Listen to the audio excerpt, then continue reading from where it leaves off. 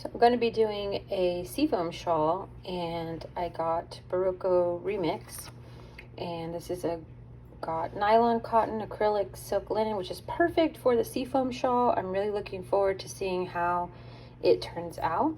But I wanted to talk about how I always take these kinds of balls and turn them into cakes.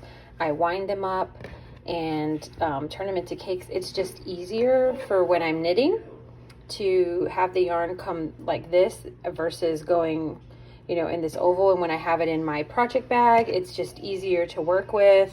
And I don't have to be pulling and yanking it, and it doesn't need to sort of flop around.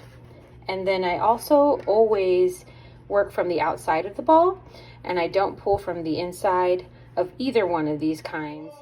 Because this kind collapses in on itself and, has a midlife crisis halfway through your project, and then you're just struggling and fighting against it.